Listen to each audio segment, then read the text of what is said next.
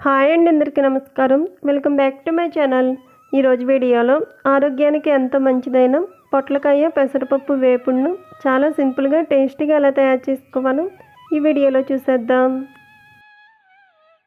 ముందుగా పొట్లకాయ పెసరపప్పు వేపుడు తయారు చేసుకోవడానికి ఇక్కడ మీడియం సైజులో ఉండే పొట్లకాయ తీసుకుంటున్నాను. ఇప్పుడు ఈ పొట్లకాయను శుభ్రంగా కడిగిన తర్వాత చిన్న సైజులో ముక్కలు కట్ చేసుకోవాలి. ఇలా కట్ చేసుకుని పొట్లకాయ ముక్కల్లో కొద్దిగా రాళ్ళ ఉప్పు పసుపు వేసుకుని కలుపుకోవాలి. పొట్లకాయ ముక్కలు వాసన రాకుండా ఉండటానికి కొద్దిగా రాళ్ళ ఉప్పు పసుపు వేసుకుని కలుపుకుని నీళ్లు పోసి 2-3 సార్లు కడిగినట్టయితే పొట్లకాయకున్న వాసన అంతా కూడా పోతుంది. అలాగే చిన్న కప్పు దాకా చాయ్ పెసరపప్పు తీసుకుని నీళ్లు పోసి 2 గంటల పాటు నానబెట్టుకోవాలి. ఇప్పుడు పొట్లకాయ వేపుడు తయారు చేసుకోవడానికి ముందుగా స్టవ్ మీద బాండీ పెట్టుకుని అందులో 2 స్పూన్ల దాకా నూనె పోసుకోవాలి. నూనె హీట్ అయిన తర్వాత కొద్దిగా ఆవాలు జీలకర్ర వేసుకోవాలి. ఇవి చిటపటలాడుతూ ఉన్నప్పుడు పొట్టు తీసుకున్న వెల్లుల్లి రెబ్బలు, హాఫ్గా కట్ చేసుకున్న ఎండుమిరపకాయ ముక్కలు, సన్నగా కట్ చేసుకున్న పచ్చిమిర్చి చీలికలు, 1 రెమ్మ కరివేపాకు వేసుకుని వేగించుకోవాలి. ఈ పొట్లకాయ వేపుడులో వెల్లుల్లి రెబ్బలను పొట్టు తీసుకుని వేసుకున్నట్టయితే ఈ పొట్లకాయ వేపుడు వెల్లుల్లి ఫ్లేవర్తో కమ్మగా చాలా రుచిగా ఉంటుంది. వీటిని 2 నిమిషాలు వేగించుకున్న తర్వాత ఇందులో చిన్న కప్పు దాకా నానబెట్టుకున్న చాయ్ పెసరపప్పు వేసుకోవాలి.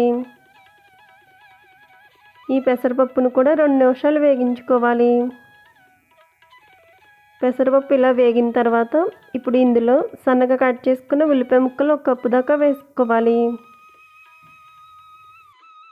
ఈ ఉల్లిపాయ ముక్కలను పచ్చివాసన పోయే వరకు మూత పెట్టి వేగించుకోవాలి.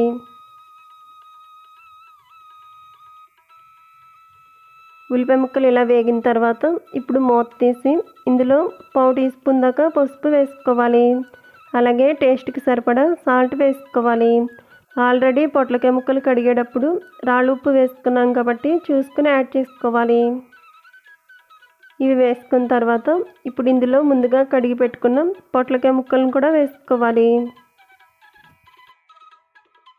పొట్లకాయ ముక్కలు వేసుకుని అంతా కూడా బాగా కలిసేటట్టు కలుపుకుంటూ మూత పెట్టి 20 నిమిషాల పాటు మంటను మీడియం ఫ్లేమ్లో పెట్టుకుని వేగించుకోవాలి. మధ్య మధ్యలో మూత తీసి ఇలా కలుపుకుంటూ ఈ పొట్లకాయ వేపుడుని వేగించుకోవాలి. ఇక్కడ చూపిస్తున్న విధంగా పొట్లకాయ వేపుడు బాగా వేగిన తర్వాత ఇప్పుడు స్టవ్ ఆఫ్ చేసుకుందాం. ఈ ప్రాసెస్లో చేసుకున్నట్టయితే పొట్లకాయ పెసరపప్పు వేపుడు కమ్మగా చాలా రుచిగా ఉంటుంది. ఇలా చేసుకుని తినటం కూడా ఆరోగ్యానికి చాలా చాలా మంచిది. సో ఫ్రెండ్స్, ఈ వీడియో నచ్చితే లైక్ చేయండి. అలాగే మీ ఫ్రెండ్స్ అండ్ రిలేటివ్స్కు షేర్ చేయండి. Thank you for watching video friends.